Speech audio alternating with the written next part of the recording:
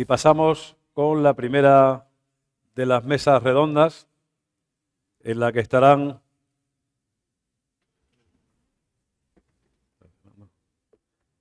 Federico Grillo,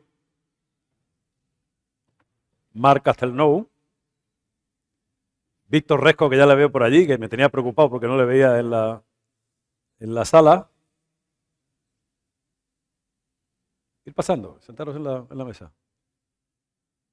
Y el expresidente del gobierno, Felipe González Márquez. Esta es un clásico, esta mesa, de quien nos conoce. Hemos hecho unas cuantas palancas de incendios desde la Fundación Felipe González. Felipe.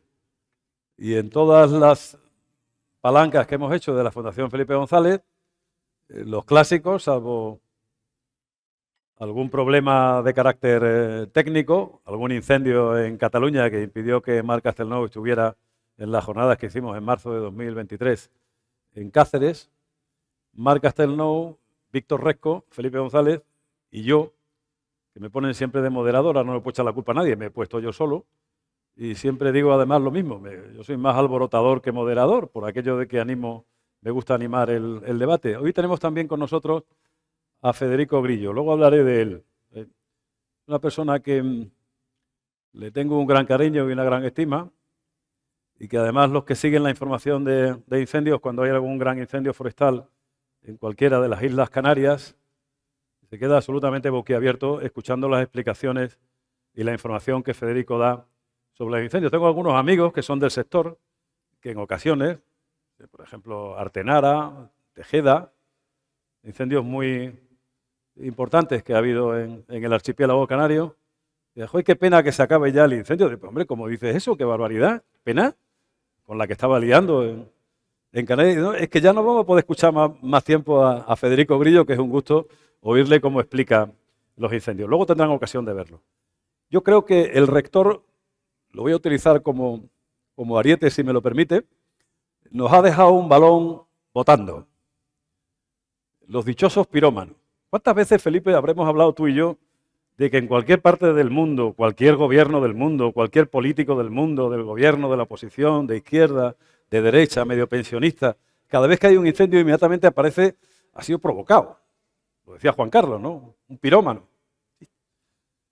Esta moral cristiana o monoteísta que tenemos en España, como en otras partes del mundo, Dios es bueno y misericordioso, pero necesitamos un culpable al que echarle la culpa porque cosas malas pasan, ¿no?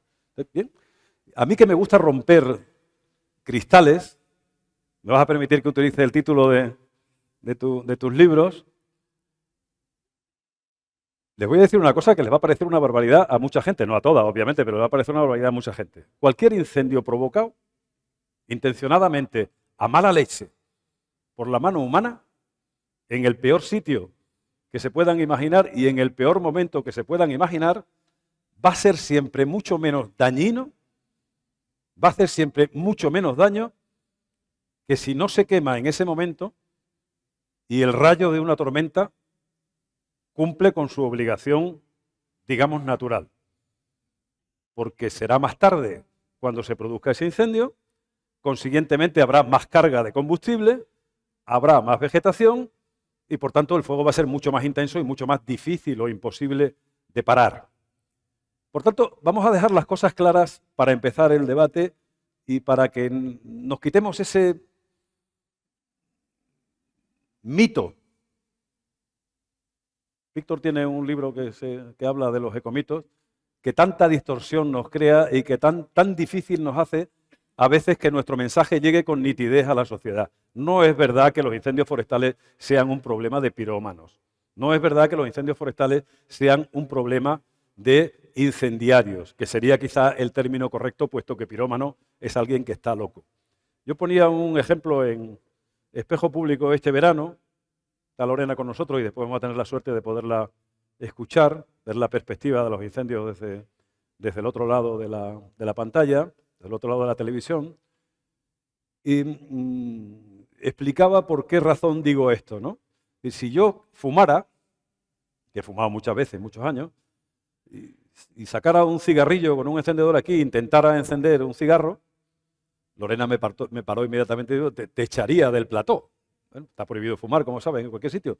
Yo aguantaría el chaparrón e intentaría encender un cigarrillo. Bueno, daría unas caladas hasta que ustedes me tiraran todo lo que tienen a mano para que me fuera de aquí y me echaran, pero no pasaría nada más.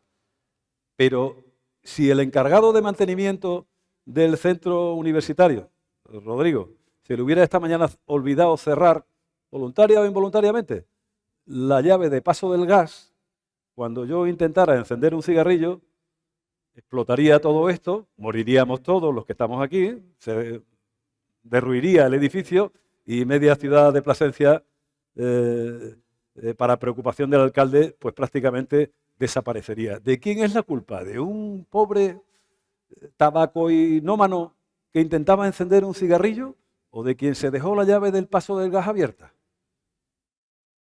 Pues eso es lo que está pasando con los incendios forestales, que hay quien no cumple su obligación de gestionar el territorio, que hay quien no cumple con su obligación de eliminar combustible, de reducir combustible, de buscarle utilidad a ese combustible. Hay otros que sí, ya hemos visto el ejemplo de Acciona y mañana podremos escucharlo con mucha más claridad.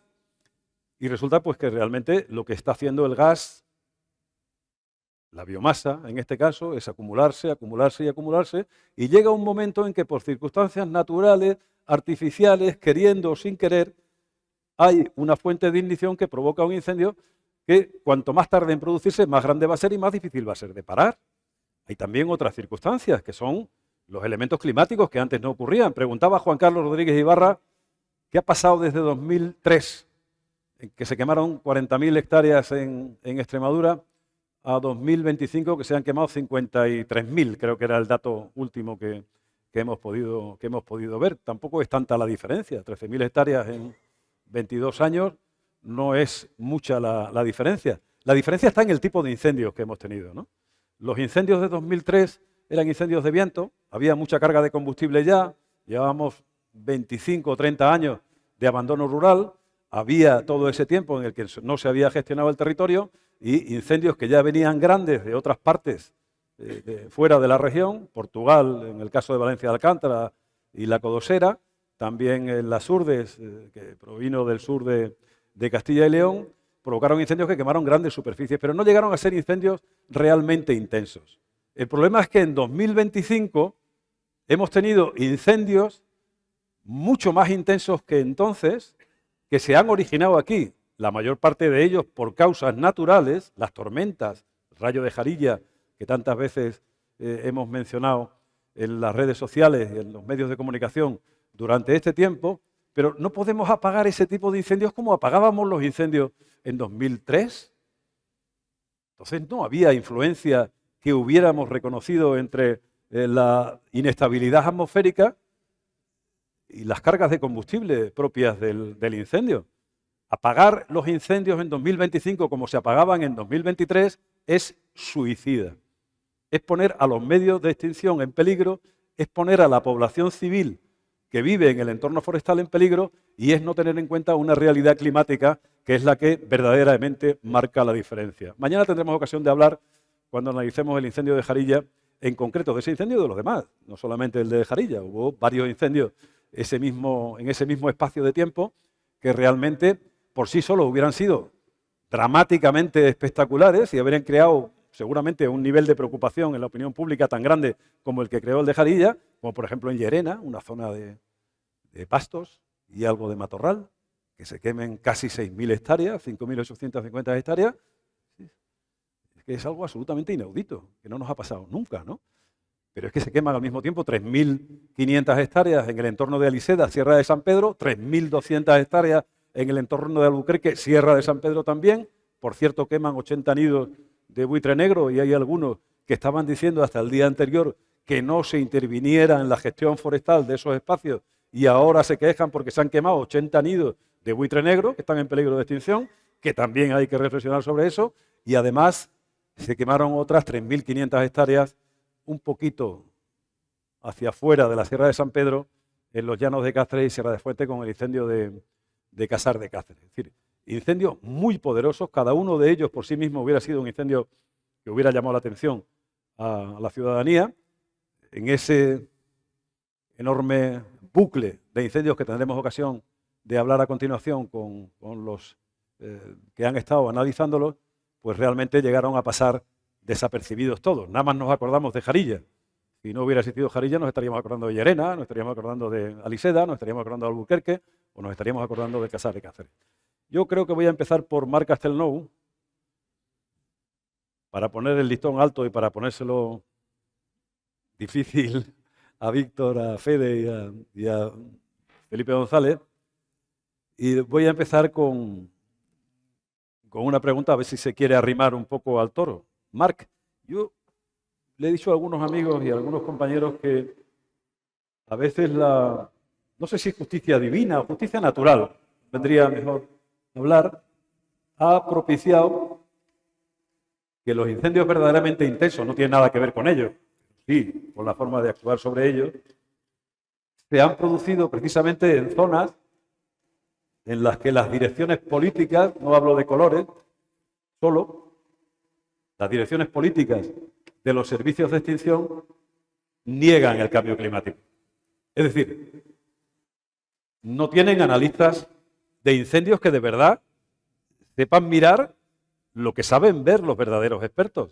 Y eso provoca situaciones como, por ejemplo, que el día 15 de agosto estaba yo en uno de los directos de las televisiones públicas estatales, nacionales. Habíamos ya anunciado el fenómeno piroconvectivo que venía a partir de las 12 del mediodía, que podía triplicar o cuadruplicar las velocidades de propagación y, por tanto, las superficies finalmente quemadas de los incendios que se produjeran en ese espacio de tiempo en todo el noroeste, incluido el norte de la provincia de Cáceres, de la península ibérica. Y esa misma mañana nos encontramos pues, con un consejero que comunicaba muy bien y que además le felicitamos todos, que decía que el incendio de Jarilla estaba en vías de estabilización. Un término que yo no había oído nunca, en la cantidad de términos que muchas veces nos inventamos para hablar de incendios. Digo, pero en vías de estabilización, y está a punto de pegar uno de los grandes saltos que luego pegó, no fue el único, hubo otro después.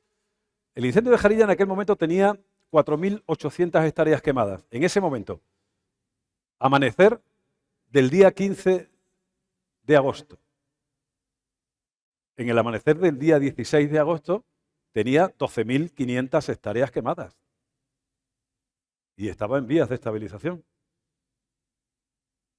Negacionismo climático, ir detrás del fuego, como cuando de niños empezábamos a jugar, de niños muy niños, porque luego enseguida ya aprendemos a colocarnos en el campo.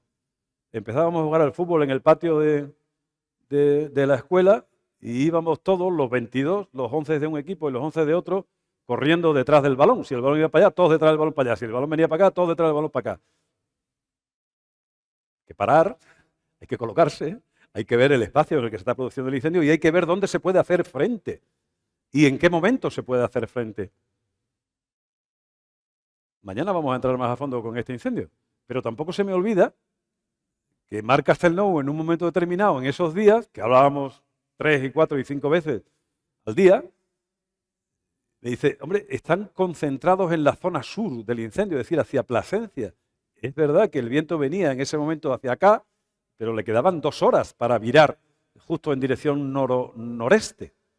Es decir, el problema se iba a producir realmente en Hervás, en el Valle del Ambroz, la zona de Gargantilla, de Hervás, de Casas del Monte, donde por cierto le quemó el cabreril a uno de nuestros ilustres invitados de hoy, gente joven que todavía tiene cabras y que además está ahí pastoreando y sufriendo realmente no solo las injusticias de unos precios que muchas veces no se pueden explicar, sino además también de la propia meteorología y ahora ya, por si faltaba algo, de los incendios forestales. Para que encima digamos que hay que tener más cabras en los montes, he oído en alguna parte, y menos los machos de las cabras en los despachos. No quiero provocar a nadie. Esas exageraciones populistas que se oyen por ahí, pues bien, incluso con cabras en los montes se nos llegan a quemar los montes y los cabreriles, poniendo en riesgo el futuro de una actividad. Ese era el momento, porque además el viento venía hacia acá, no había que esperar el efecto succión del calor del incendio para haber, con la amplitud suficiente, dado un contrafuego utilizando fuego técnico. Lo veíamos además los que estábamos siguiendo el incendio a todas horas, para que cuando cambiara el viento ya se hubiera quemado la superficie en la que podía avanzar el incendio. No podemos, en incendios tan peligrosos como estos y en situaciones tan complicadas como esta, ir detrás de los incendios sin realmente saber qué es lo que va a pasar y sin responder con anticipación a los problemas que pueden venir después. Hay problemas de atrapamientos, no solamente en la población civil, los pueblos que viven en el entorno, hay problemas de atrapamiento también en las unidades, en el operativo de extinción. Y los ha habido, al menos 3 en el incendio de Jarilla, pero también lo hubo, al menos 1 con claridad, en el incendio de Camino Morisco, en el incendio que quemó casi 3.000 hectáreas, 2.850 hectáreas, entre Camino Morisco y Pino Franqueado, ¿no? Realmente hay que reflexionar sobre todo esto. Y por eso a mí me gustaría preguntarle a Marc si cree que realmente podemos a estas alturas estar apagando o intentando apagar o corriendo detrás de los incendios como hacíamos en 2003. Presumen además de que eso de la sexta generación es un invento de Marc Castelnau, Paco Castañares, Víctor Resco, Fede Grillo y compañeros mártires. Ellos prefieren llamarle incendios de alta intensidad. Digo, coño, pues se han quedado en la tercera generación, que es la de la intensidad. Es decir, no aceptan el discurso de las generaciones de incendios, que sirven para explicar y sobre todo para que la gente entienda bien cómo son o cómo ha evolucionado el fuego en nuestro territorio, y sin embargo se han quedado en la tercera generación de incendios, es decir, en los años 90, que fue lo que pasó en 2003. Marc, adelante. No tienes la obligación de contestarme si no quieres, ¿eh? No hemos viajado aquí para no contestar, pero gracias por la pregunta de compromiso. A ver, no sé si oye bien, sí. La pregunta que haces es, la respuesta es fácil, o sea, no podemos seguir apagando incendios persiguiendo el incendio, porque claramente el incendio nos supera. Hay que ampliar el zoom, hay que creernos que lo que tenemos en el paisaje empieza a ser serio y va en este sentido. Pero también hay que pensar que era 2017 cuando después de campañas como la del 2005 en el Mediterráneo, la del 2003 en el Mediterráneo en Portugal, la del 2006 en Galicia, o sea, empezamos a hablar de estos grandes incendios, sexta generación de incendios después de Chile, y lo hicimos en Portugal. Y después del 17, el 21 en el Mediterráneo, el 22 en el noroeste, empezaron a confirmar que íbamos en ese camino. Pero ha sido el 25 el año que hemos tenido un episodio similar al del 17 en Portugal, y todavía a mucha gente les cuesta entenderlo. La información que teníamos de la piroconvección estaba compartida con el Ministerio y era un poco enfocada al mundo de Ourense, porque es donde teníamos el meollo de incendios, y estábamos trabajando, como trabajamos en España, coordinadamente a través del MITECO para dar ese apoyo a través del FAST, ¿no? Y eso es un poco el mirar todos los incendios y dar esa visión. Nos cuesta creerlo, también cuesta en Cataluña, que hay que ampliar el zoom y que no es mi incendio catalán o el incendio aragonés o el incendio valenciano. Tenemos una oleada de incendios. La península ibérica es la zona cero de incendios a nivel europeo y es donde estamos aprendiendo la física del incendio. Entonces, todavía la investigación, la academia está un poco por detrás de los hechos. Tenemos a Víctor Resco aquí, tenemos a Pablo Fernández, que lo iremos los próximos días. Están intentando aportar conocimiento, describir lo que está pasando, pero la verdad es que realmente seguimos hablando de combustibles, seguimos hablando de física del fuego basada en el modelo básico de radiación de Rothermel, y eso es solo el 30% de los incendios. Añadimos en el 2017 la condensación, es decir, el proceso de los pirocúmulos, no como una cosa rara ya, sino como una cosa normal. Era el 1% de incendios, ahora son casi el 15% de estos incendios, pero en el 2017 vimos 1 en junio, 3 en octubre, 5 en Bolivia el 19, 18 en Australia el 20, pero 52 en España en el 2025. La evolución es exponencial.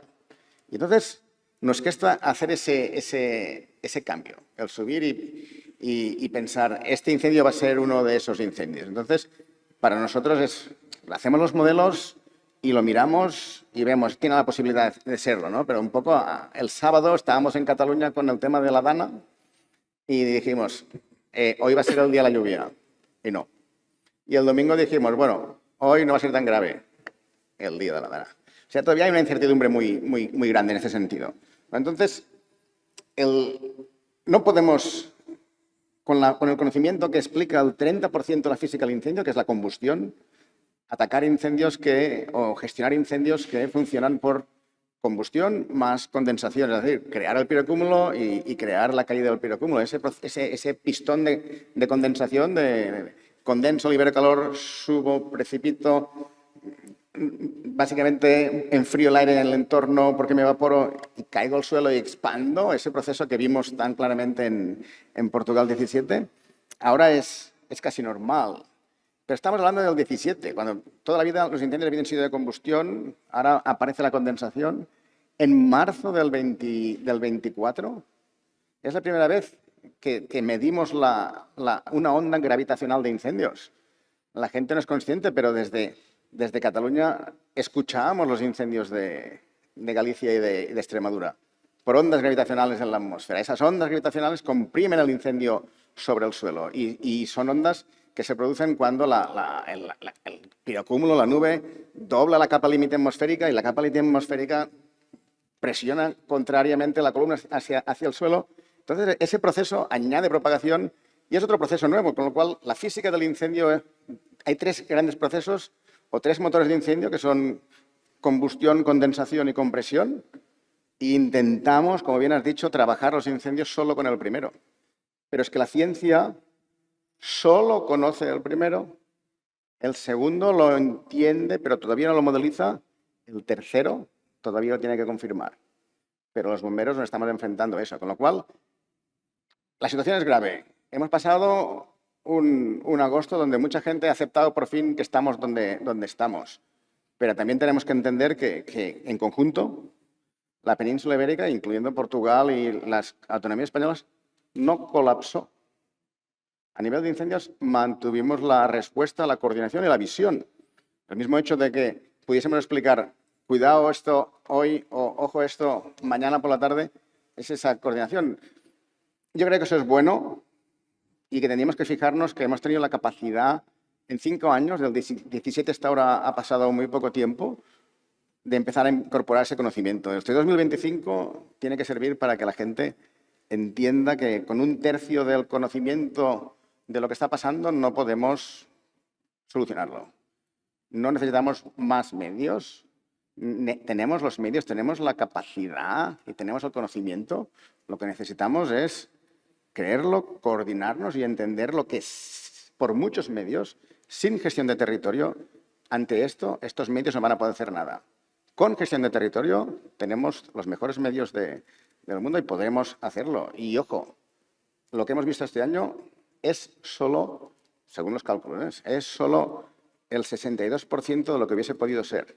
Tuvimos la gran suerte de que los mismos incendios de Portugal estuvieran haciendo sombras sobre la zona de Galicia y nos ayudaron a apagar los incendios de Galicia, y los incendios de León estuvieran haciendo sombras sobre los incendios del Cantábrico. Sin esa coordinación y esa sincronización de columnas, hubiésemos tenido mucha más propagación de incendios. El problema es que el 17 España no aprendió las lecciones de Portugal. La clave ahora es si el este mediterráneo aprenderá las lecciones del oeste y sobre todo si Europa está aprendiendo nada de lo que está pasando aquí en el sur, porque esto va hacia el centro de Europa y es donde va a ser el gran problema de incendios. Muchas gracias. Está moderado hoy, Marc. Vamos a ver si luego le sacamos alguna palabra más. A continuación tiene la palabra Víctor Resco, que está recién llegado porque no llegaba, yo no acababa de verte. El otro día comentábamos, en uno de los muchos debates que hemos tenido, el número redondo de las 400.000 hectáreas que se han quemado este año en España, si contamos las del norte de Portugal, nos iríamos seguramente, luego Pablo nos lo dirá, o Tiago Oliveira, que está por ahí, nos dirán cuántas tendríamos que sumar. Pero por hablar solo de las 400.000 nuestras, nos han costado, en orden a la cantidad de la que habló en su día Marc Castelnau, que hoy ha repetido José Manuel Entrecanales, presidente de Acciona, 7.600 millones de euros en apagar esos incendios. 7.600 millones de euros que nadie ha preguntado ni de dónde salen, ni si había dotación presupuestaria. Bueno, dotación presupuestaria es difícil que hubiera, para realmente hacer frente a ello. Pero es que cuando todavía hay responsables políticos que dicen que, hombre, que no pueden hacer esfuerzos por gestionar tantas hectáreas, porque es que vale mucho dinero. Gestionar una hectárea para que no se queme cuesta 2.000 euros. Apagar un incendio en una hectárea cuesta casi 20.000 euros, 10 veces más. Pero si solo utilizamos términos, digamos, mucho más generosos en favor de la extinción frente a la prevención, frente a evitar que se produzcan esos incendios, a mí se me ocurre echar una cuenta muy sencilla y sobre ella quiero preguntarle a Víctor Resco.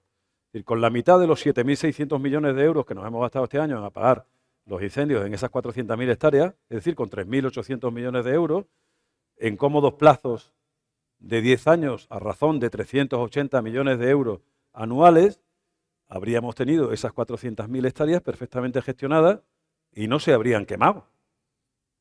Y además nos habríamos ahorrado 3.800 millones de euros más. Alguno dice que hago trampa cuando he hecho las cuentas, pero no hay trampa ninguna. Es decir, la diferencia sería todavía mucho más a favor de la gestión forestal, puesto que estoy poniéndola en la mitad del coste de la extinción y es el 10% del coste de la extinción. Entonces, realmente seremos capaces de hacerles entender que con esos 3.800 millones de euros habríamos tenido cantidad de dinero suficiente para ejecutar la medida que tú le dijiste a Lorena el día que estábamos con Felipe González en Espejo Público, que sería la medida que tú propondrías, ¿no? Gestionar al menos 1 millón de hectáreas cada año para evitar realmente, actuando fundamentalmente en las zonas estratégicas de gestión para ser realmente eficaces y evitar que se produzcan los incendios. En términos generales yo creo que nadie duda, pero me gustaría que fuéramos capaces de dar argumentos más contundentes en favor de evitar los incendios frente a las políticas de extinción que, entre otras cosas, nos han conducido a esta situación. Y digo otra barbaridad más, rompo otro cristal, con permiso de Rodríguez Ibarra. Si nos gastamos 7.800 millones de euros, 7.600 millones de euros en apagar incendios que nos queman 400.000 hectáreas, tendría toda la justificación del mundo y la gente nos aplaudiría si eso supusiera que a continuación nos íbamos a poner a trabajar gestionando las hectáreas que hemos salvado de la quema, nunca mejor dicho, para evitar que al año que viene, o dentro de 2 años, o dentro de 3, se quemaran igualmente. Pero es que no.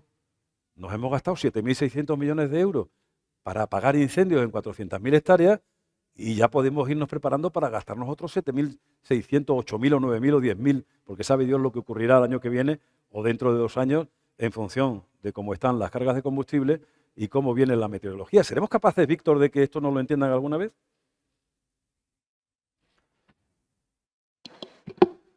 Bueno, no sé si tira más, ¿no? ¿Me veis bien, no? No sé si seremos capaces o no, desde un punto, digamos, político o de educación a la ciudadanía. Porque a día de hoy, pues cuando alguien propone que va a hacer una actuación de disminución del combustible, y eso no necesariamente implica cortar árboles, es sobre todo pues, bueno, desbrozar, gestionar el combustible, que es lo que está en la superficie del suelo, pues ¿no? Muchas veces se lleva la cabeza a las manos y eso es un ecocidio, ¿no? Y sin embargo, cuando vamos a plantar árboles, todo el mundo está allí aplaudiendo con las orejas, cuando la realidad es la opuesta. O sea, ahora mismo estamos en un país que está en límites históricos, hay límites geológicos en cuanto a la superficie de bosques cerrados. En Extremadura estamos en torno al 40 y pico, no recuerdo los cifras exactamente, pero en cualquier caso estamos en unos máximos que los paleoecólogos nos dicen que no han sido superiores en los últimos 100.000 años.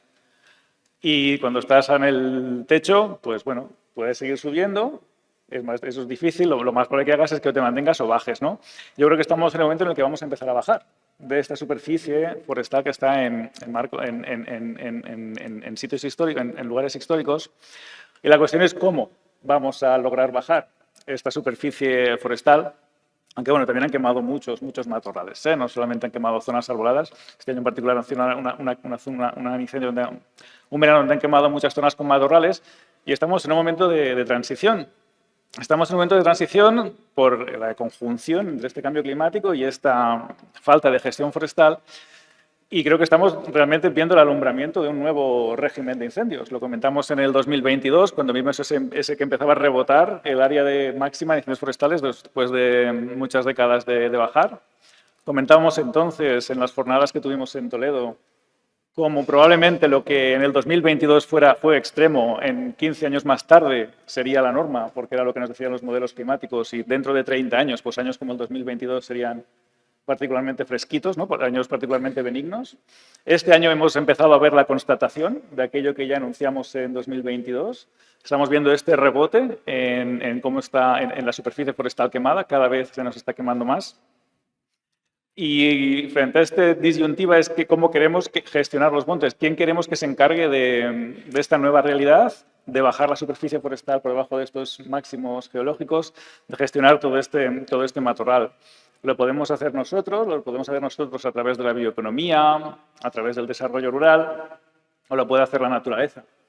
La naturaleza a nosotros no nos necesita, pero nosotros a ella sí. Entonces, lo que podemos decidir es cómo queremos que sea esta conversión. Si queremos que sea una conversión ordenada o si queremos que sea una conversión caótica. Desde luego que no se trata de un problema desde un punto de vista técnico, aunque es cierto, como correctamente ha dicho Marc, que aún tenemos muchos aspectos por comprender sobre el comportamiento de estos nuevos incendios. Desde el punto de vista de la prevención, sabemos qué es lo que hay que hacer y sabemos cómo hay que hacerlo para no evitar los grandes incendios, porque son inevitables, siempre va a haber alguno, pero sí para lograr mitigarlos. En el caso del oeste de Australia, por ejemplo, el 80% de lo que quema en incendios controlados, en quemas prescritas, no son grandes incendios forestales. Entonces, el conocimiento está allí, lleva décadas, y ahora el problema está en si vamos a tener pues, los políticos lo suficientemente valientes como para desarrollar este tipo de políticas y, evidentemente, para educar a la ciudadanía de que esto no es un delito ecológico. Además, voy a aportar unos datos que solemos aportar en estas jornadas y es cuánto queman estos espacios protegidos, ¿no? Como un ejemplo de qué es lo que pasa en sitios donde se restringen los aprovechamientos. Y lo que hemos visto, pues en la zona del Levante peninsular, todo lo que iría desde Cataluña hasta Andalucía, es que las piedras fresquitas han quemado 21 puntos por encima. Eso quiere decir que si las áreas protegidas ocupan el 30% del territorio, el 31%, han concentrado el 52% del área quemada, han quemado 21 puntos por encima. En la zona donde estamos ahora, del centro de España, han quemado 12 puntos por encima, las áreas protegidas. Y en el bioma atlántico han quemado 21 puntos por encima estas áreas protegidas. Entonces, yo creo que el diagnóstico está claro. Además, si no conseguimos recursos de cercanía, si no generamos bioeconomía y desarrollo rural aquí, tendremos que importar productos de otras partes del mundo que en muchas ocasiones van a ser partes del mundo con legislaciones ambientales más laxas y además con un valor de biodiversidad que quizás sea más importante que el nuestro, como es el caso de los bosques tropicales. Entonces, esta política contemplativa de no tocar nada y si tocamos algo va a ser para plantar está bien en algunos sitios, evidentemente sitios en los que tiene sentido dejarlos sin gestionar, fondos de valle, zonas húmedas, zonas que son cortafuegos por cómo la propia topografía, zonas que va a ser difícil que quemen, no imposible, porque también queman en condiciones extremas, pero bueno, podemos establecer este tipo de zonas, pero necesitamos obtener estos recursos y la pregunta que queremos hacer es si seguimos con esta especie de colonialismo verde, de vamos a exportar el impacto ecológico de nuestras acciones a países terceros, mientras aquí nos decidimos a declarar parques nacionales, o si realmente vamos a gestionar, porque, como digo, sabemos qué es lo que hay que hacer, sabemos cómo hay que hacerlo, sabemos cuáles son las áreas prioritarias, sabemos la prelación, la jerarquía que había que establecer, cuáles son las zonas primeras. Entonces, la ciencia y la técnica está allí Ahora es una cuestión de que se desarrollen esas políticas, de que la ciudadanía las acepte y, como hemos comentado, no es un problema económico, porque de la otra forma nos estamos gastando mucho más dinero. Y luego hay una serie de pérdidas que no tenemos cuantificadas. ¿Cuánto costaron las afecciones ferroviarias cuando se cortaron los trenes hasta Madrid? ¿Cuánto han costado las casas que se han perdido, las vidas que se han perdido, los evacuados, el impacto que eso tiene sobre el turismo, la salud pública? En California anualmente mueren 5.000 personas de manera anticipada por la inhalación de humos. Este verano, cuando estábamos en Cataluña, muchos días teníamos el cielo, pues un cielo de un color raro por los incendios de Galicia. Aquí también. Se estima que a raíz de los incendios de Canadá de 2023, en Europa murieron de manera anticipada 27.000 personas por la inhalación de humos, por la materia particulada que nos estaba llegando. Con lo cual, estamos hablando sobre un problema que además no tenemos bien cuantificado. Creo que es bastante lamentable que a estas alturas de la película no tengamos registros de cuántas infraestructuras se nos queman. Pero en cualquier caso sabemos que es un número muy importante, que es un número creciente y en definitiva que los números están allí y sabemos, tenemos el know-how, sabemos cómo hacerlo, es cuestión de que nos pongamos manos a la obra. Te escapes sin que nos digas dos cosas. La equivalencia en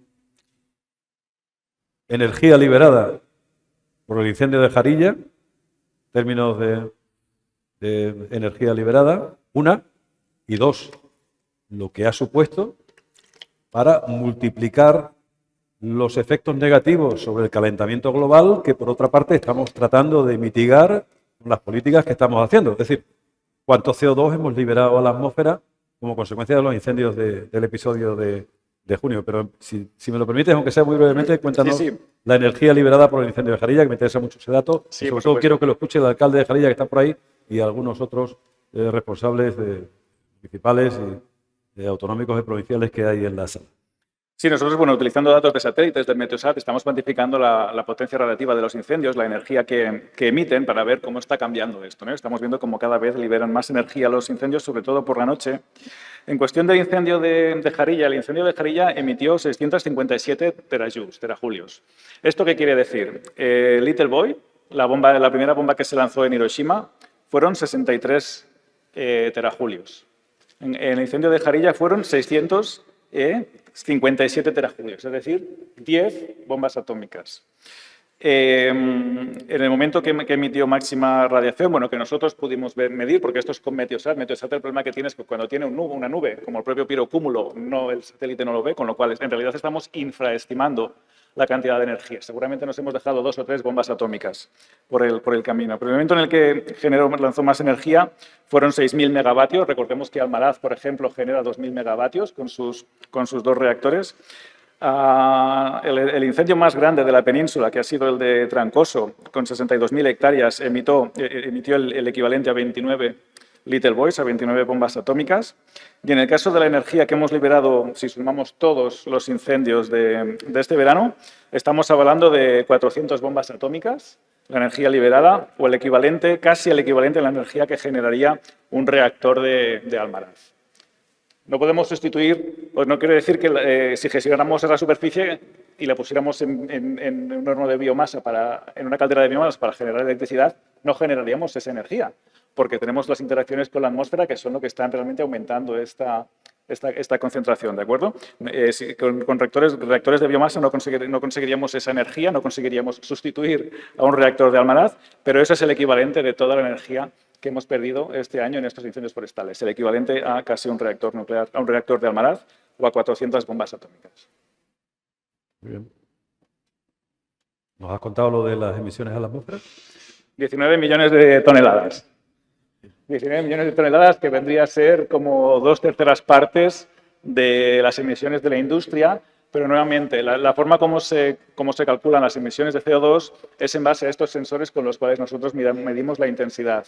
Es en base a la potencia radiativa. Entonces, nuevamente lo estamos infraestimando, porque cuando se monta la nube por encima del incendio, el satélite no lo ve, con lo cual, por lo menos, este año los incendios han emitido 2/3 partes lo de la industria española, pero seguramente ha sido más porque hay una fracción importante que no hemos podido medir. Muchas gracias, Víctor. A continuación, vamos a dar la palabra a Federico Grillo. Yo tenía muchas ganas de que participara en actos por nosotros. En una ocasión, cuando nos encerró la Fundación Pau Costa en Madrid 3 días para consensuar la declaración que finalmente logramos consensuar, por cierto, que trabajito nos costó que nos aceptaran que la gestión forestal tenía que ser igual dentro de los espacios protegidos que fuera de los espacios protegidos. Parte, digamos, ecoverde que teníamos en aquel encierro con nosotros, pero mereció la pena y al final conseguimos sacar adelante y consensuar.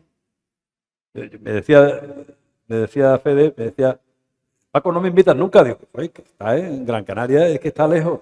No, yo tardo menos que tú en ir a Madrid. Es verdad, tienes razón, 2 horas. Desde Canarias está en Madrid en avión. Nosotros tardamos 2 horas y media, 3 horas menos cuarto o 3, dependiendo de cómo esté el tráfico. Pero bueno, para que no se le haga tan corto, pues además de hacerle venir a Madrid, y que ha aprovechado bien el tiempo allí con el CSIC, le hemos hecho venir un poquito más acá hacia Plasencia y yo estoy encantado de tenerle con nosotros y pedirle que nos cuente su particular visión. Esta vez has tenido una atalaya privilegiada y relativamente tranquila desde Gran Canaria, viendo lo que pasaba en el noroeste de la península. Otra vez te toca al revés, a ti estar allí al pie del cañón mientras nosotros miramos. Un placer tenerte con nosotros. Fede, adelante. Buenas tardes. Muchísimas gracias, lo primero, a la Fundación y a los que han organizado todo esto. Es un placer. Y bueno, desde la lejanía siempre se ve todo un poco más, con una visión un poco desde fuera, más tranquilo, pero preocupados porque las olas de calor también nos afectaban a nosotros y lo hemos pasado muy mal. O sea, entendemos perfectamente lo que puede haber sufrido la población de Extremadura en un verano como este. Pensemos que nosotros en 2007 se nos quemaron 19.000 hectáreas en Gran Canaria en un par de días y 18.800 hectáreas en 24 horas, prácticamente el 90%. Tenemos un comportamiento muy agresivo, luego se han ido repitiendo, en cada 2 o 3 años tenemos un gran incendio que superan las 5, 6.000, 8.000, 15.000 hectáreas. El problema es grave en todos estos sitios que tienen veranos que secan. Ya ha explicado Mar un comportamiento que estamos apreciando en los grandes incendios, imposibilidad de hacer nada. Víctor nos ha dado algunas claves, datos importantes para matizar esto. Y mi visión es que esto es un problema de la sociedad, no es un problema tanto de ningún colectivo. Normalmente cuando hablas con la parte ganadera, agrícola, bomberos, siempre se suele mencionar una, y esto es una mesa con muchas patas. El problema es bastante complejo, es un problema de como sociedad hacia dónde vamos, desde el bienestar y desde el abandono del campo, y el resultado lo tenemos ahí en forma de grandes incendios. Entonces, el número de medidas que tenemos que tomar es alto, desde una parte, digamos, interna, de los propios operativos, hasta una gestión de la administración, una gestión política, pero no olvidemos que tenemos una sociedad, el 99,999% de la sociedad no es ni forestal, ni político, ni bombero, simplemente son personas que bueno, cuando hay incendios están más atentos, cuando les afectan los incendios lo sienten y forman parte del sistema. Por lo pronto, antes lo has comentado, este verano me sorprendió bastante ver a Extremadura cómo sobresalía en la comunicación de emergencias. Esto es muy importante. Yo recuerdo las imágenes de los reyes agredidos en Valencia y lo primero que me vino a la cabeza es de aquellos polvos, estos lodos, una mala comunicación crea una división, un divorcio entre la sociedad y la gestión de la emergencia. La puedes hacer muy bien, pero si no la comunicas no existe. Y eso genera una desconfianza. Y creo que este año, en líneas generales, hemos retrocedido pues tranquilamente 20, 25 años, 30 años respecto a la confianza, a la relación que tiene que haber entre el administrador y el administrado, entre lo que opina la gente de los bomberos y lo que realmente sienten los bomberos, que es impotencia. Estamos ante incendios que no se pueden detener, estamos delante de tormentas de fuego, algo que no se puede. Yo podemos poner un ejemplo, me gusta mucho un edificio que se está desmoronando y llegan los bomberos, hagan algo. Es que ¿qué puedo hacer yo un edificio que se está cayendo? Apuntalarlo. Ahora mismo lo que estamos es gestionando grandes emergencias, quitando a todo el mundo delante, y es preocupante ver que, dadas órdenes de evacuación, la población no creía en el sistema. Entonces, este año ha sido un problema de interfaz, llevamos años avisando de la interfaz, es lo que nos viene. La interfaz es ese terreno agrícola abandonado, nuevo forestal invadido por casa, esa mezcla. Se nos está metiendo el fuego en los jardines, está entrando el incendio dentro de las casas y es preocupante lo que estamos viendo en otros sitios donde los fuegos de interfaz, ya hemos visto Estados Unidos, Grecia, Chile, Portugal, que ha comentado Marc, se están viendo interiores de municipios. O sea, imagínense este municipio, Plasencia, que empiecen a arder viviendas en el interior del pueblo sin haber nada de vegetación, terceros, cuartos pisos de edificios, por el simple hecho de que están las ventanas abiertas, hace calor, nos han evacuado, la gestión no se ha hecho adecuadamente en cuanto a comunicación y las cenizas entran por las casas y se empiezan a quemar. Se están perdiendo casas porque el vecino no ha limpiado, yo he limpiado lo mío, se quema la casa del vecino, se está quemando, y esto es lo que nos está insinuando que viene. Creo que incluso estamos ante las puertas de algo todavía peor. Entonces, tenemos que tomar, lo primero, conciencia de un problema. Lo primero es entender el problema como sociedad. Ahí tenemos que reinventarnos. Es difícil porque ahora se ha acabado el verano y ya no vamos a llegar, ya no somos noticias, ya no vamos a tener pegada. ¿Y cuándo somos noticias? Ahora mismo tenemos que competir contra el Netflix, contra la Liga, y no, incluso los toros están por delante de nosotros. Sin embargo, cuando hay incendios somos noticia, y ahí es donde hay que intentar meter pegada. Yo creo que esa labor que has hecho este verano, Paco, es importante. Tenemos que llegar a la gente y hacer consciente a la gente de que la casa, cuando se te quema, no es culpa de bomberos. Es culpa, lo primero, del dueño del riesgo, del dueño de la propiedad. Y luego también ser responsables, ser conscientes de cómo funcionarios, como administración, como la parte política, el ciudadano no puede saber porque el Espíritu Santo baja y te hace conocedor de esa información. Tenemos que informar, tenemos que animar, tenemos que motivar e incluso exigir a los ciudadanos que hagan su parte. Igual que si abandonas tu coche, se lo llevan. ¿Qué pasa cuando mi vivienda yo no la limpio alrededor y aquello empieza a cargarse? Y las consecuencias de tu no limpieza, tu no preocupación, hace que un pueblo entero se queme y que mueran personas. Pues hay unas consecuencias de las cosas. Y este conocimiento se sabe. Lo que tenemos ahora es que aplicarlo. Las medidas son múltiples. Estamos hablando de una batería de medidas importantes. Comunicación es una, toda esa pedagogía, exigencia. Necesitamos verdaderos planes que trabajen la preparación alrededor de las viviendas, una exigencia y unos planes reales. Como decía mi amigo Ferran Dalmau, que me dejó pensando, son estas frases que me dejan pensando. Tenemos un incendio en el barrio, ¿y si no vienen los bomberos? ¿Y si los bomberos no llegan? Bueno, pagamos unos impuestos, ¿por qué no van a venir? Pues porque puede haber otro incendio, porque tenemos unos medios limitados. Puede ser que la entrada a la urbanización no sea viable, porque el propio incendio no deje entrar a bomberos. ¿Y qué pasa si no vienen? ¿Qué tenemos que hacer como ciudadanos en ese momento? ¿Evacuamos? ¿Confinamos? ¿Qué tenemos que hacer? ¿Cerrar? ¿Abrir? ¿Cortar? ¿Quitar? ¿Poner? A la ciudadanía, sobre todo en los entornos rurales, tenemos que prepararla. Es como una vuelta en el civismo, un civismo de protección civil. Hemos ido creciendo como sociedad, no es que estemos mal, vamos cada vez mejorando, pero nos quedan algunos capítulos y sobre todo lo que nos viene. Esa es un poco la visión. Gracias. Muchas gracias. Vamos muy bien de tiempo, hemos recuperado una parte del tiempo perdido. Yo a Felipe no le voy a hacer ninguna pregunta, que luego me riñe. Entonces, tuyo es el micrófono. Adelante. Bueno, vamos a ver, me alegra de estar con todos vosotros. Gracias, Juan Carlos. Además hiciste un artículo defendiéndome.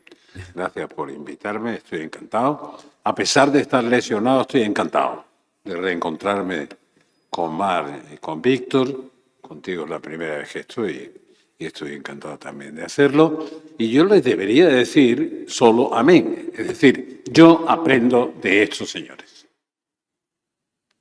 Yo me siento. Y cuando comprendo lo que me han explicado, sé que puedo ayudar a romper la barrera de la comunicación para que todo el mundo lo entienda. A eso puedo ayudar. Así que se me ocurre presentar un libro con Víctor sobre los ecomitos. Es verdad que compartimos las broncas, porque las broncas me vienen a mí, porque he contado lo que dice. Y dice una cosa tan simple como que la energía nuclear, desde el punto de vista del impacto medioambiental, es la más limpia que hay. Uy, me cayó la mundial. Era lo que decía y lo demostraba su libro. Ahora es más bonito lo que está pasando ahora ojalá deje de pasar. Y bueno, solo se van a dar continuidad a las nucleares de Cataluña, pero las de Extremadura se van. No hay ninguna explicación. Sí, hombre, sí hay explicaciones, pero yo no las quiero dar. Lo que quiero es dar las explicaciones. Mira, vamos, esto es, de verdad, ese problema se asemeja mucho, como la política, es un oficio de carpintero. Para clavar un clavo, el carpintero sabe que no se clava de un martillazo, que hay que dar muchos martillazos. Entonces, cuando estuve en Antena 3, ya daban por cerrado el ciclo de los incendios. Decimos, vamos a pasar a otra cosa. Entonces, que estemos hablando de incendios y aprendiendo las amenazas que tenemos por delante y lo que podemos hacer ahora que nos está golpeando la dana otra vez, parece completamente desactualizado, ¿no? Ahora deberíamos estar hablando de la dana, que es la contracara de los incendios. La otra parte dice, oiga, la contracara de los incendios es la dana. Yo recuerdo todavía un incendio potente en Asturias en el mes de febrero. En Asturias. Hace 2 o 3 años que era. Bueno, entonces, cuando llegué a la televisión, invitado por Antena 3, Susana Griso, me dije, oye, vamos a hablar de incendios.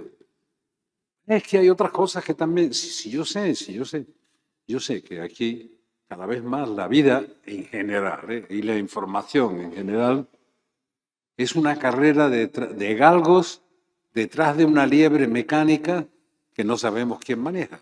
Pero cuando el galgo le va a morder a la liebre mecánica, se agota y sale otra y otra y otra, y siempre estamos corriendo detrás de liebres mecánicas que cada día son diferentes.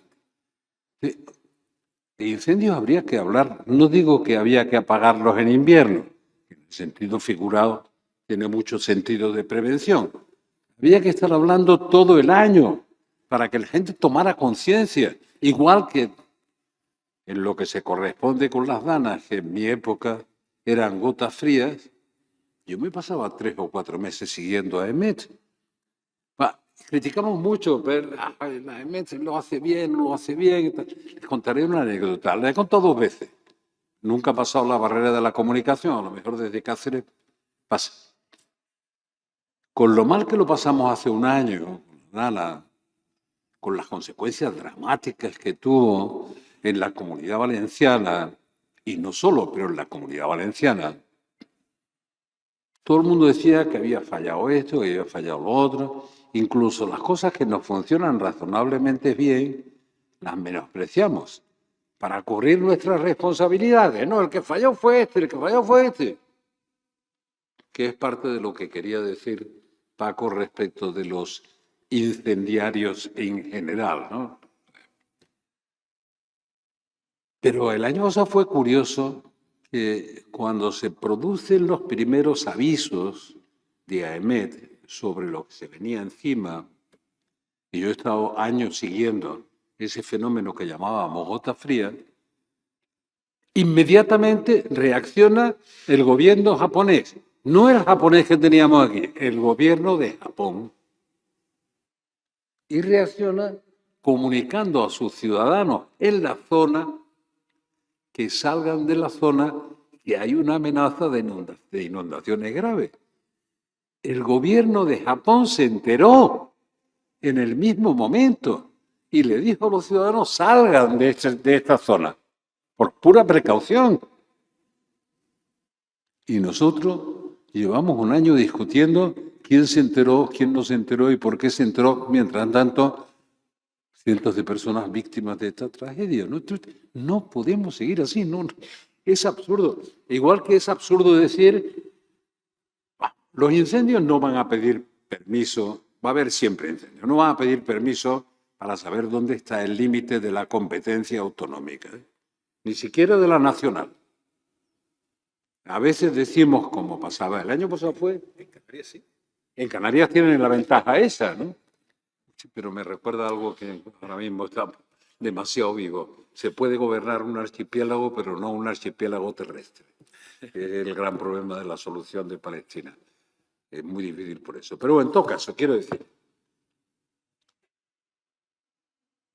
entre Portugal y España los incendios no van a pedir permiso, no se van a parar. Es que he oído decir cosas insólitas. Pero digo esto porque se traduce en un lenguaje que a veces se entiende más cuando yo lo digo, pero cosas absolutamente insólitas.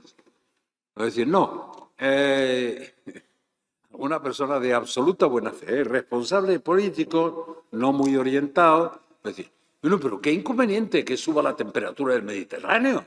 Pues más verano tenemos y más posibilidades de turismo.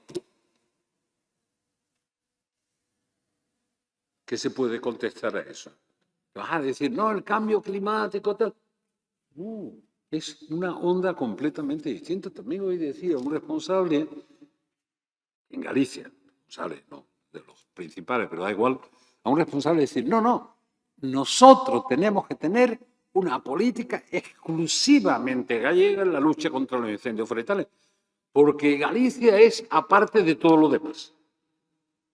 No es lo que pase ni aquí ni allá. Por lo tanto, tenemos muchos prejuicios que son fruto de una ignorancia que es una ignorancia bastante lesiva para los intereses de la gente. Y algunas veces más que lesiva. Por tanto, yo lo que le quería decir esta tarde, yo he aprendido de Marc y de Víctor estas cosas, ahora estoy aprendiendo de usted, caballero, no. He presentado libros, como digo, con Víctor, y de nuevo esta tarde me ha vuelto a inquietar. Por tanto, me voy a tener que poner otra vez en la el primer asiento de la fila para que Marc me aclare cuáles son los nuevos ingredientes con los que hoy nos estaba contando y que exigen avance científico. Es verdad que lo explicamos de manera que es muy sencilla de comprendernos, de percibir, de los incendios de Canadá que se producen año tras año. ¿Por qué se producen todos los años en el deshielo? Porque nunca se apagan. No es que cada año arda decenas de miles, centenares de miles de hectáreas en Canadá. No es que cada año arda, es que no se apagan nunca. Y en Siberia tampoco. Pasa todo el año cubiertos de nieve. Como los braseros antiguos, ¿no? Si todos sois más jóvenes. No, con los braseros se queda la cenicita y se ha apagado el brasero y por la mañana le das un poquito así y está vivo, está el rescoldo, está ahí. Exactamente igual en Canadá y en Siberia. Así que todos los años hay deshielo y de nuevo vienen los incendios. ¿Y cuándo nos enteramos de estar yendo a Canadá? Cuando se ponen mascarillas en Nueva York. Pero no es en Nueva York, es que pasan por encima de la Sierra de Madrid. Pasan por ahí. Yo estaba en agosto cuando Jarilla, la semana pasada me dio alegría que dijeran acaba de declararse extinguido el incendio de Jarilla. La semana pasada. Y ahora me dice lo que supone en términos de energía liberada Víctor y da miedo. Digo, la mayoría de vosotros sois especialistas, estáis dedicados, pero la inmensa mayoría de la gente que dice 400.000 hectáreas no se dan cuenta de que las 400.000 hectáreas que han ardido, salvo muy pocas excepciones, equivalen a 700 o 800.000 desde el punto de vista del territorio recorrido, que son cerros así, nosotros lo vemos en plano, y no están en plano, están subiendo y bajando. Y no es lo mismo proteger un centro habitacional, unas casas, en una ladera con un incendio de arriba abajo que protegerla en un llano. Es completamente distinto. Pero las hectáreas no son 400.000, deben ser 750.000. No todas están en plano, están todas en valles profundísimos, dificilísimos de combatir el fuego. Total. Yo he avanzado con preocupación desde hace muchos años.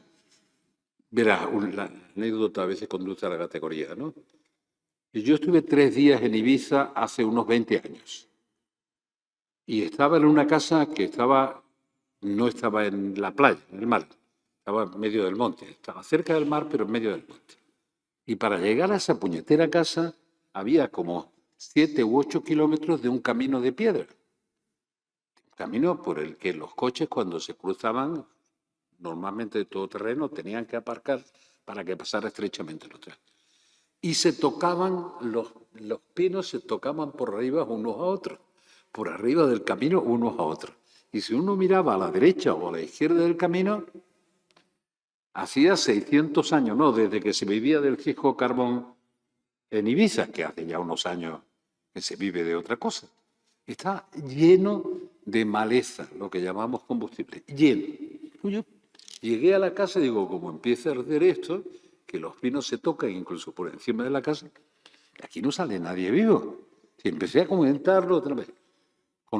Incluso hice un artículo hace tantos años, con un éxito reducido, pero para que comprendan lo que quiero decir, uno de los días que estuve allí, comimos con Matutes,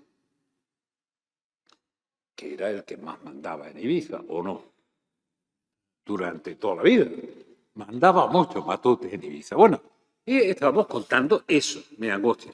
Él empezó a intentar conseguir que hubiera, no tenía poder político entonces, tenía poder del de verdad, del político era menos sugestivo. Entonces, empezó a intentar influir para que se tomaran algunas de esas medidas. Como no consiguió nada, arregló su finca. La protegió, le puso las medidas de distancia, separó los pinos, en fin. Él arregló lo suyo y creo que hizo bien. Pero en todo caso, yo tuve esa primera sensación allí. Pero cuando de verdad empecé a aprender de esto, ha sido con estos señores. Yo soy un poco tozudo, porque quiero que me lo expliquen. ¿Cuál es la razón de que quiero que me lo expliquen? Aparte de aprender. También ayudar. Algunas veces le digo a Marc y a Víctor, bueno, digamos, si yo me entero, no se preocupen que haré que los demás se enteren. ¿En qué fallo incurrimos permanentemente? Que se acaba lo que consideramos la época de incendios, ya no se puede seguir machacando con los incendios forestales. Ya hasta el año que viene, cuando otra vez amenacen los incendios. ¿Qué significa que un incendio está fuera de la capacidad de extinción? Hombre, se parece muy claro, ¿verdad? Bueno, pues el 80% de los ciudadanos no sabe lo que significa que está fuera de la capacidad de extinción. Y pide más helicópteros, que hace falta, más aviones, que hace falta. Pero usted, ¿el volcán de La Palma lo va a apagar con agua? No. Para intentar apagar el volcán de La Palma con agua, hay que tener la cabeza de Trump. Si no, no hay manera. Claro, él quiso apagar el incendio en París así, pues pegándole aguazos a eso para después hacer una torre Trump en el lugar de esa maldita iglesia que tiene solo 12 siglos. Por tanto, es difícil de entender, pero no hay más remedio que machacar para que se entienda. Inextinguible es inextinguible. Y por mucha agua que le eche, ha pasado en California, tuvimos un debate en Marc con la gente de California, incluido el gobernador, con los mejores especialistas del mundo. Los que más dinero emplean en la extinción de incendios son los californianos, claro, desde hace muchos años. Y además es verdad que nos ofrecen estas cosas del agua con colorines, que es mucho más divertido, ¿no? Que sí, de varios colores. Entonces la gente dice, más agua, más helicópteros, más aviones. Y dice, oiga, es que no llegan a tocar el fuego. Se evaporan antes de tocar el fuego. Métanle más. Algunos me han interpretado mal últimamente. Dice, no, es que hay que mejorar los elementos de lucha contra el fuego. A mí no me deben interpretar mal, yo pensé que algunos se han mencionado con eso, no. Nosotros tenemos buenos medios de extinción y buenos equipos en unas buenas pocas de comunidades, no en todas. En algunas están muy retrasadas. Y diré como Trump, hay 2 o 3 que no me gustan, pero no voy a decir quiénes son. Dice, no es lo que decía ayer cuando firmaba, dice que la paz, que firmaba la osadía, la paz aparte, pero por lo menos ha parado la matanza en Gaza. Por tanto, tenemos muy buenos equipos, muy buenos. Pero lo que interesa de oír lo que dice Marco, lo que dice Víctor, es que hay incendios que son inextinguibles. Llamémosles de sexta generación. Y ha dicho los fenómenos que producen, cómo se extienden. no tienen control, no se pueden apagar, no se pueden apagar. ¿Va a seguir habiendo incendios? Siempre va a haber incendios. Y mientras menos hagamos para hacerlos razonablemente controlables, más incendios habrá, porque la naturaleza se despachará a su gusto y reaccionará frente al exceso, sin duda alguna. Juan Carlos Rodríguez Ibarra, hace años ya, en un hecho que lamentamos mucho aquí, lo llamé para decirle, es más fuerte que nosotros y tiene más memoria la naturaleza. Es que hace más de 200 años que por ahí no pasaba el agua, por tanto se habían construido muchas casas. Y de pronto vino este, que llamamos ahora la Dana, y se llevó las casas. Y hubo 21, 22 muertos. 22 muertos hubo, Juan Carlos, eso. Y hablé con él, pero me daba angustia de pensarlo. No, algunos de los que no estén en esto no querrán creer, tenemos un mapa muy completo en España de zonas inundables. Tenemos un mapa bastante completo del paisaje forestal. Conocemos menos el paisanaje. Es más, creemos que es el paisanaje el que estorba para mantener el paisaje. Y por eso llegan a esas conclusiones que decía antes Víctor. No, las zonas protegidas arden un 30% más que las que no se protegen. Y por favor, no me protejan, no me protejan. Déjeme tranquilo, no me protejan. No vaya a ser que me salga como solo sí es sí. Que no me protejan. Por tanto, por favor, hay que comprender y saber explicar esto una y otra vez. Porque es verdad que si te está ardiendo el monte y se acerca a tu vivienda, a tu pueblo, a tu aldea, quieres que le pongan más agua y más agua y más agua. Aunque sea inextinguible, pero no quieren ni siquiera oír hablar de que no sea extinguible. Por tanto, la prevención va de suyo. No hay más remedio. Por cierto, que a todos nos gusta vivir en el monte. Algunos un ratito. A mí me gusta todo el año. Pero algunos un ratito. Y el ratito en el que están, ¿cuántas urbanizaciones hay que se construyen en medio de un paraje bellísimo, pero nadie tiene la responsabilidad de proteger si hay fuego, si llega o no a esas viviendas y cómo se acerca aquello para protegerlo, ¿no? Son urbanizaciones particulares, no son urbanizaciones que dependen del municipio, de la aldea A, B o C. Este año ya hemos tenido incendios que han arrasado aldeas, pueblos y tal. No es solo el daño material, pero es también el daño material. Pero es mucho más que eso. Es que hay muchas cosas que se queman. Se queman la historia, se quema la vida, se quema el recuerdo, se queman muchas cosas. Es decir, los incendios además ocurren, lo hemos visto este verano, cuando en esos pueblos que se están despoblando desde hace muchos años, como por casualidad, hay gente que viene porque es de ese pueblo, pero ya vive en las grandes ciudades y durante el verano va a esos pequeños pueblos deshabitados. Han vivido la tragedia, digamos, como de vuelta a sus hogares de origen. Por tanto, créanme, no quiero insistir más, nada más que estamos en octubre, creo, ¿no? Sí, en octubre, sí. En octubre fueron los incendios de Portugal. En octubre, los más mortíferos. Aquellos que hicieron cambiar las denominaciones de sexta generación. Eso y los que ocurrieron en Chile. Y en Chile ocurrieron también en el 17, pero en enero. Y aquí en octubre fueron los de Portugal. Y estamos todavía en octubre, todavía. Por eso cuando llegué al programa dije, no, que todavía no se acabó esta fiesta. Y de hecho se produjo el incendio en Guadalajara y empezó a correr de manera salvaje. Por lo tanto, esta es una amenaza permanente. Y cuando no es esa, por el mismo efecto del cambio climático, que Dios me perdone cuando la gente dice no hay cambio climático, o lo ha habido siempre, tiene razón. Cambios climáticos ha habido a lo largo de miles y miles de años de historia. Claro que ha habido cambio climático, que ha producido, lógicamente. El problema es, como dice Víctor, tiene que ver con la actividad humana. Menos regular, tiene que ver con la actividad humana. Y por tanto, el ser humano tiene una responsabilidad que enfrentar, sobre todo si tiene poder.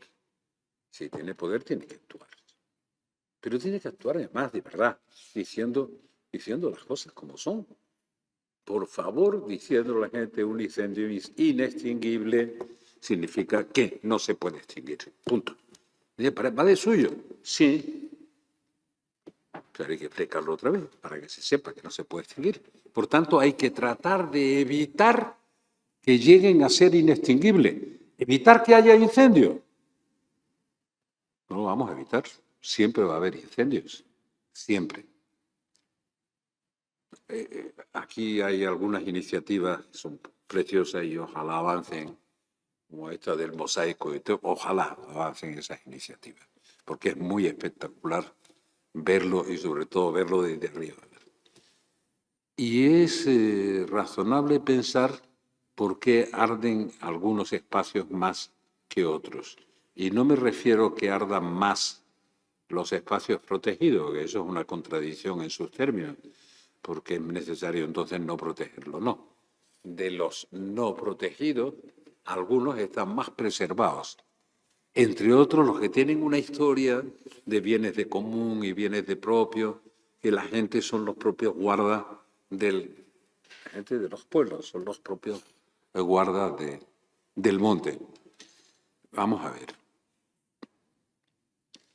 Yo quiero expresar mi agradecimiento de verdad a los que me han enseñado de qué va esto. Y lo malo no es que me hayan enseñado, Marc, Víctor. El problema es que seguís con la misma historia diciendo, no, y todavía hay que averiguar, hay que avanzar en esto y hay que avanzar. Y tienes razón, porque cuando teníamos las respuestas nos van cambiando las preguntas. Tanto las respuestas valen, las que valen, pero las preguntas nuevas necesitan respuestas nuevas. Por tanto, hay que seguir avanzando. Y hay que seguir avanzando con humildad y con capacidad de decisión. Ahora, yo a la gente que tiene responsabilidad política, que desde luego ya no es mi caso, por fortuna, a la gente que tiene responsabilidad política les pido, mañana lo voy a hacer más o menos, es decir, que conozcan el paisaje que gobierna y al paisanaje que lo habita. Y que gobiernen el paisaje y el paisanaje. Si no, nunca gobernarán nada. Gracias.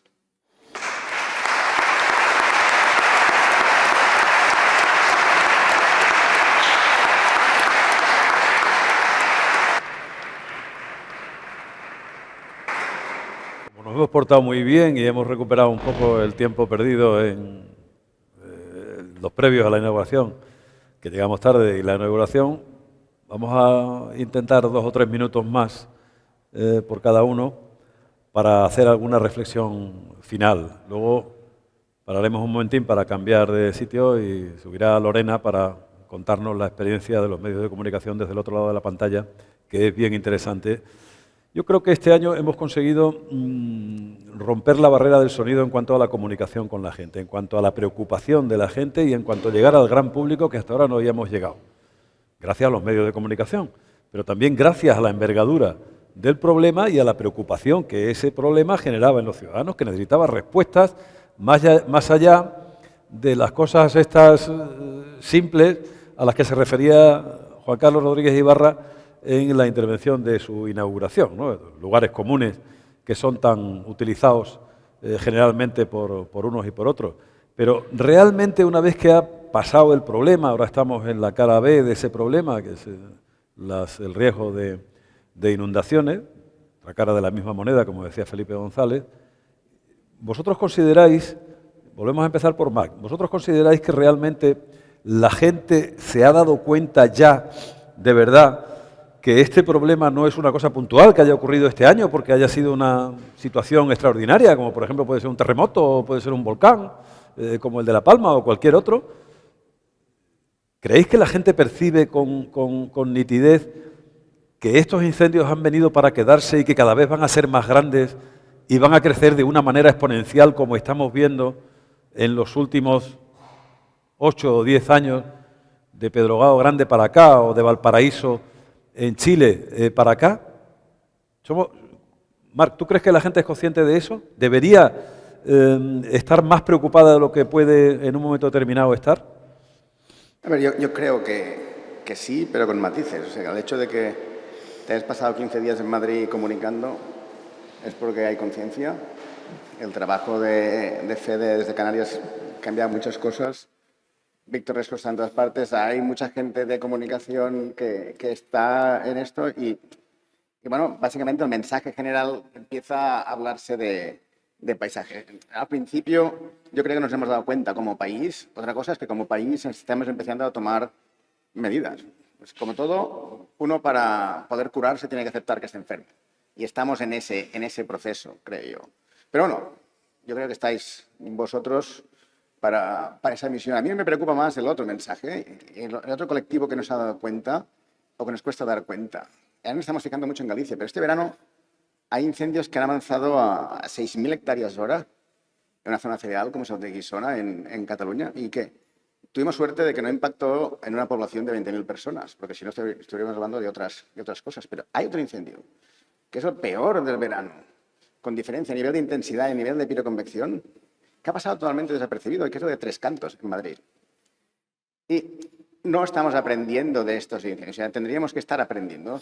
Y todavía nos fijamos en el grande, no el que nos está dando las pistas de lo que va a pasar después. A nivel de comunicación, yo creo que estamos, pero sobre todo estáis haciendo el trabajo.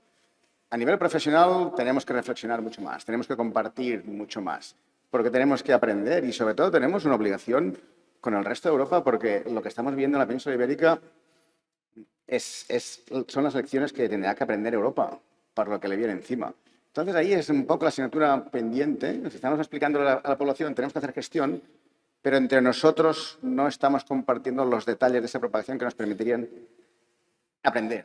Y ese es el gran reto. Pero bueno, ver hoy esto lleno, esta bandera y gente arriba en las ventanas, no solo porque está Felipe aquí, también es porque el tema interesa. O sea, yo creo que vamos bien. Gracias, Marc. Víctor, ¿tenemos que tener decenas o centenares de muertos para que de verdad las cosas cambien?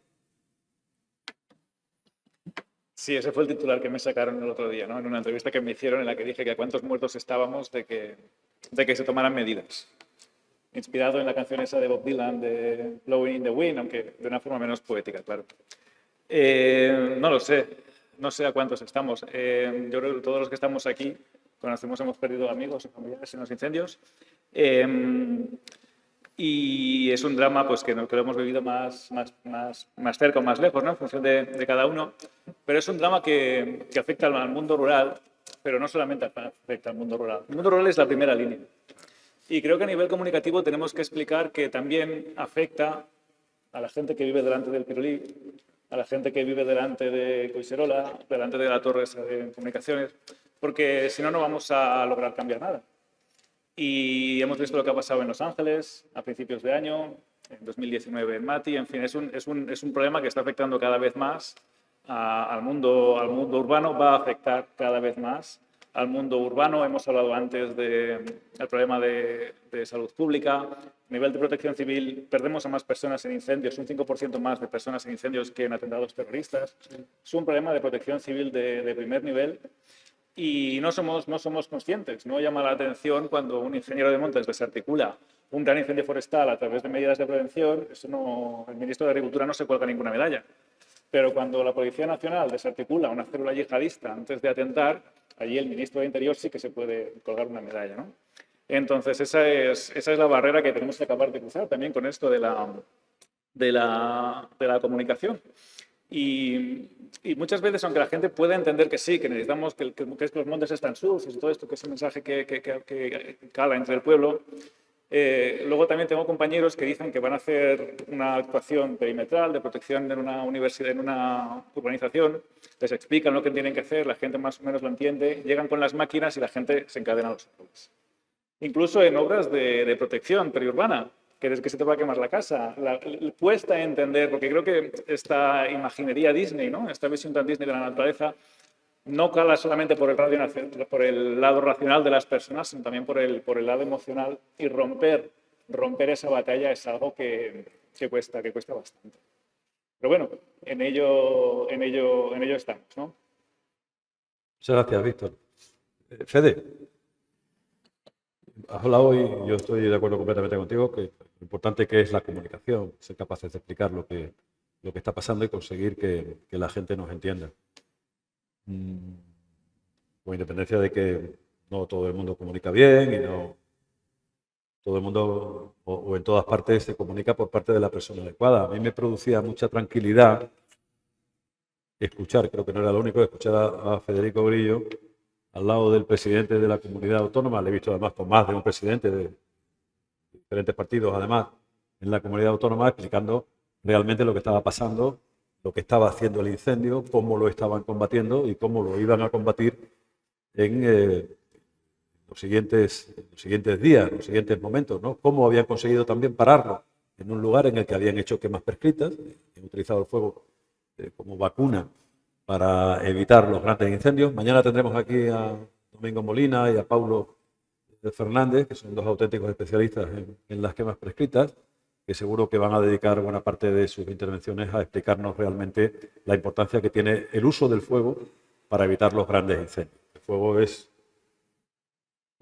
quizá el mejor elemento que tenemos para luchar contra los incendios. Es decir, en algunos momentos, viendo sobre todo cómo funcionan aquí las brigadas de refuerzo de incendios forestales del Ministerio, cómo empiezan a funcionar también algunos de los retenes del Infoex, es más importante que los bomberos forestales sepan usar la antorcha que la manguera, incluso. No puede parecer, hoy estamos rompiendo cristales por todos lados. ¿Tú crees que realmente, además de comunicar bien, podemos conseguir que la gente, el público en general, mantenga la atención necesaria para que los responsables políticos, los que ahora estarán discutiendo, pueden estar discutiendo en las diferentes comunidades autónomas y en el Estado, al menos el Estado se hacía cuando había presupuesto, me parece una cosa de otros tiempos, ¿no? Asignen las dotaciones presupuestarias necesarias primero para gestionar bien los terrenos forestales públicos y para incentivar a los privados a que gestionen bien los territorios forestales privados, porque si no tienen incentivo igual no tienen mucho interés en hacerlo. ¿Hay un campo de acción ahí importante? ¿Podemos realmente profundizar en eso? ¿Seríamos capaces de mantener esa atención pública fuera de los grandes momentos de los incendios forestales acerca del problema que podemos tener a lo mejor la semana que viene, pero seguro que dentro de unos meses, en la próxima temporada de incendios, ¿no? Esa frase hecha de los incendios se apagan en invierno sería una forma de apagar los incendios, de evitar que se produjeran los incendios de la próxima temporada en este invierno. Y yo no sé si somos capaces de mantener esa tensión suficiente con la opinión pública para que los responsables políticos actúen en consecuencia. Bueno, el tema es muy amplio, voy a intentar centrarlo. Por lo pronto necesitamos sistemas de comunicación profesionales. No se trata de poner una persona que comunique bien. Detrás hay un equipo técnico, en este caso jefaturas de comunicación, gabinetes de comunicación, que va tomando el pulso a la población y eso lo ves, por ejemplo, cuando sacas una noticia en X, en Twitter, y que ves la respuesta de la gente. Para mí una de las cosas más importantes es que la propia gente conteste a la gente. Y eso es ir encaminando a la sociedad hacia esa cultura. Pues nos das unas recomendaciones como administración de que limpia tu vivienda alrededor para que no sufras daño. Como hablaba el presidente, pues estoy en Ibiza, estoy durmiendo tranquilamente, alguien prende fuego en la carretera de entrada y ya estoy atrapado. Entonces hay que hacerlo ver.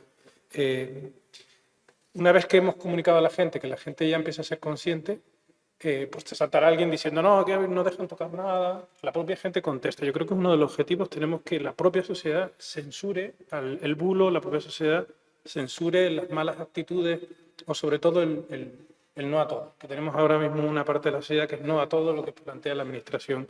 Y esto se ha agravado este año con este divorcio que comentaba. Entonces, comunicar tiene que ser una cosa profesional. Periodistas formados en emergencia dentro de los sistemas. Yo recomiendo al político no se enfrenten solos a una emergencia a los medios de comunicación. Si vas a ir a un juicio, te llevarás un abogado. Si vas a construir una casa, te buscarás un arquitecto. Y si vas a enfrentarte a una rueda de prensa, para comunicar, llévate un técnico al lado, al menos para las preguntas delicadas, las preguntas técnicas. Porque son personas que conocen y van a estar bregando sobre toda esa situación. Ustedes imagínense lo que tuvo que haber sufrido el presidente en el año 84 cuando muere el gobernador civil en La Gomera, 20 personas. Tenemos el récord en La Gomera.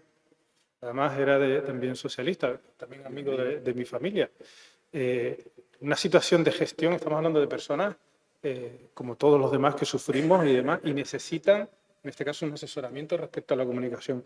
Luego hay otro tipo de comunicaciones, esa sensibilización, hay productos que se pueden incentivar. Yo, en mi caso, como el presidente de mi cabildo, él tiene un proyecto de Ecoisla, donde habla de soberanía energética, soberanía alimentaria. Somos muy sensibles a la pérdida del turismo.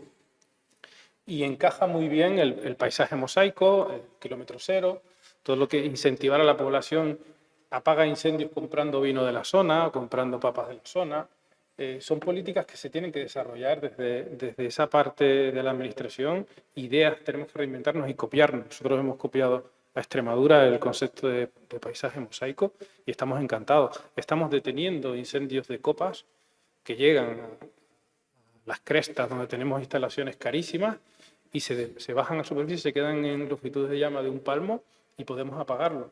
Esto no es haciendo cortafuegos clásicos, de hecho no tenemos cortafuegos de ese estilo. Lo que tenemos son áreas que hemos descargado con quemas, con pastoreo, fomentando la agricultura.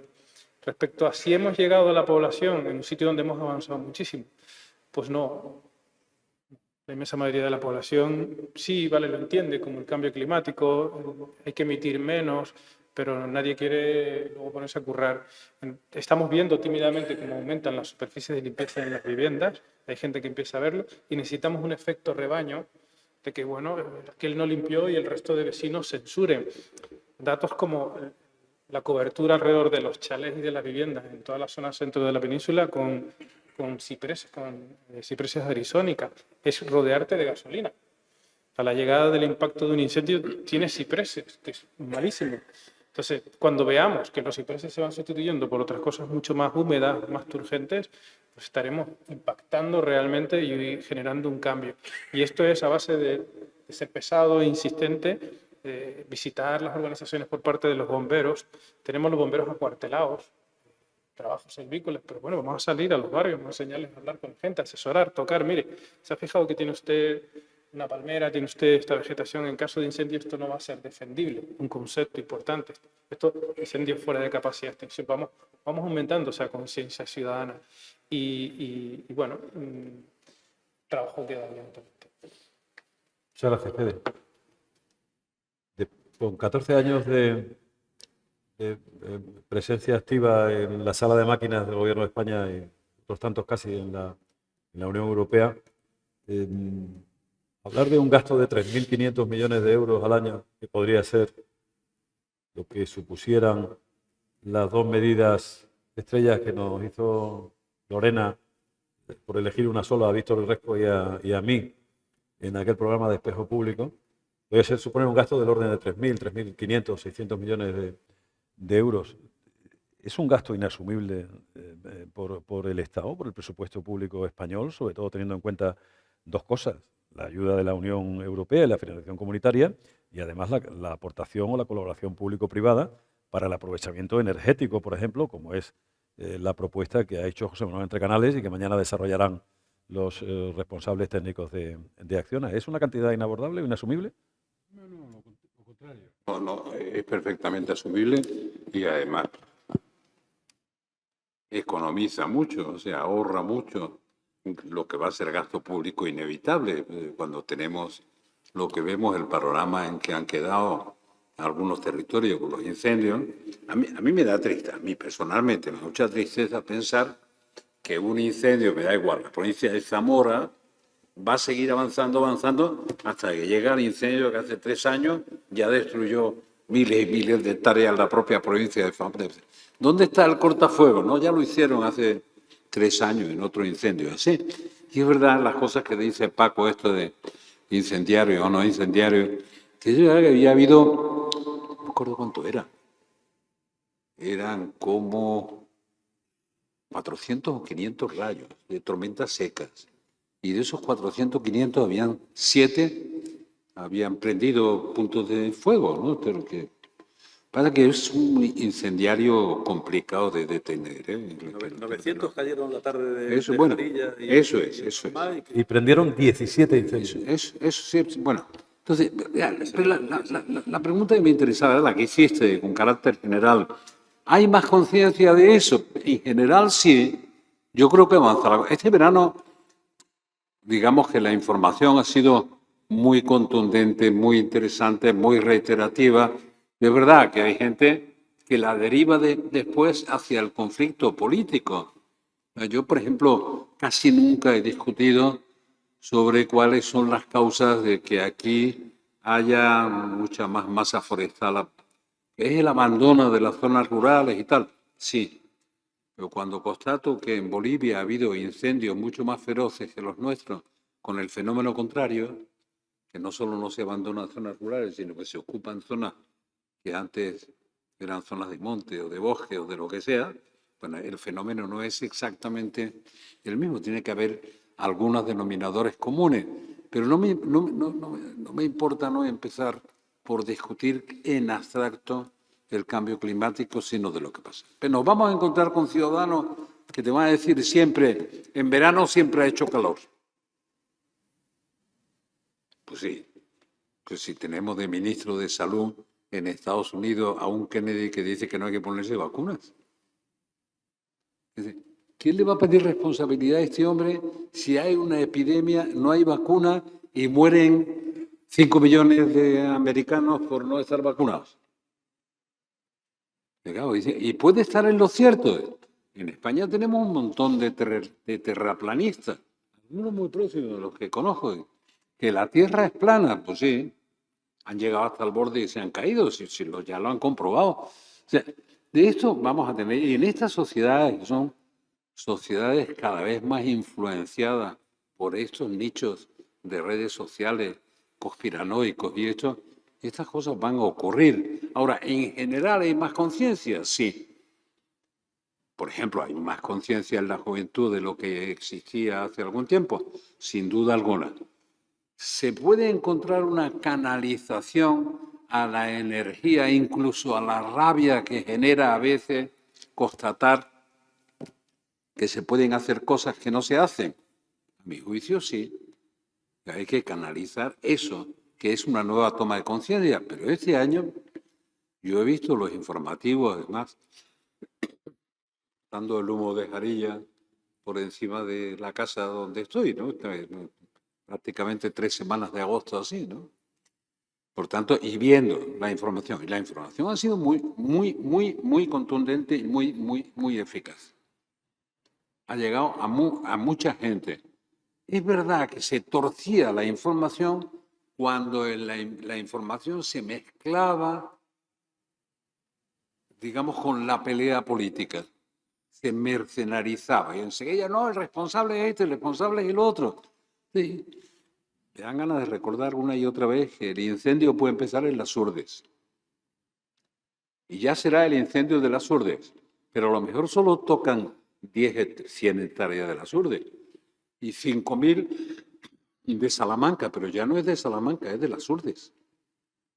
Por una denominación, es absolutamente formal, convencional. Por tanto, hay mucha más información. El problema es mantener la información.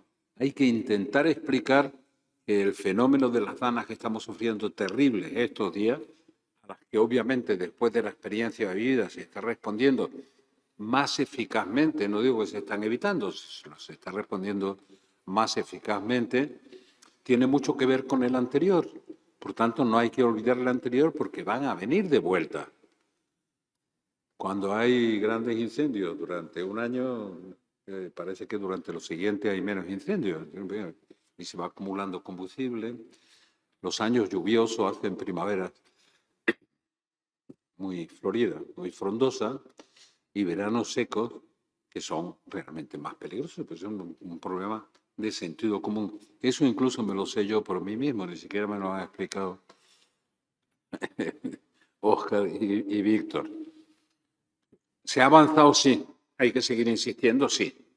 Si a alguien se le ocurriera en televisión ahora, es una sugerencia, decir que lo que ocurre es la contracara de lo que ha ocurrido en el verano, la contracara de los grandes incendios que estamos sufriendo, no sé, esta generación, son las grandes danas que estamos soportando, y que el fenómeno, desde el punto de vista geológico, que se parece o complementario, estaría bien.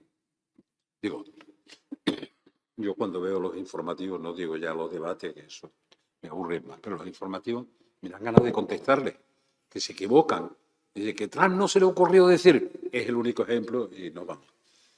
Que Trump no se le ocurrió decir porque se le vino a la cabeza a Pedro Sánchez que no cumple con el 5%, dice, y puso una cara de sorpresa el finlandés que estaba hablando con él. Puso una cara de sorpresa cuando se metió con Sánchez. Dice, oiga usted, que se lo contó el finlandés. Y no le contó eso. Como lo había recibido, le contaba que Finlandia tenía quejas de que España no fuera, decía a su juicio, suficientemente solidaria con los países nórdicos. Y esa conversación fue la que tuvo. Pero Trump salió después diciéndole que pague más, ¿no? Pero bueno, en todo caso, hay muchas informaciones. Yo dialogo a veces mismo, con la información que no es precisa, que no se sabe. Ahora que han estado en Sharm el Sheikh, me despido con esto. Yo estuve en mayo de 1996. Había perdido las elecciones ya, por poco, pero las perdí. Y me fui, porque las había perdido. Y estuve en eso en el periodo intermedio, en mayo. Acababan de asesinar a Isaac Rabin, que era el hombre que estaba llevando todas las negociaciones del proceso después de Madrid y después de Oslo para llegar a la configuración de dos estados. Y yo tuve el sentimiento en aquel momento de que habían asesinado el proceso de paz. Cosa que, hablo del 96, 29 años después le digo, asesinaron el proceso de paz. Era completamente claro, intencionado y dirigido. Y ahora veo la nueva reunión en Egipto y la verdad es que me alegro de que pare la matanza. Me alegro aún más de que vuelvan a los rehenes que nunca debieron ni detener ni de retener. Nunca vamos a conocer la verdad de todo lo que pasó. Nunca. Nunca es nunca. La primera víctima de una guerra es la verdad. Pero vamos a averiguar muchas cosas más con tiempo. Y por el momento, mi única y gran satisfacción es que pare esa matanza y esa hambruna absolutamente injustificada e injustificable. Y, desde luego, la alegría de que devuelvan a unos rehenes que no se lo merecían en un acto terrorista absolutamente indiscutible. Pero bueno, es harina de otro costal, y como es harina de otro costal, hablaremos otro día de eso, si conviene. Hoy yo quiero reiterar, no Paco, mi gratitud a los que me enseñaron a ver esta preocupación mía por los incendios devastadores que vivíamos una y otra vez, con una óptica mucho más acertada, mucho más próxima a la realidad de lo que vivimos. Gracias.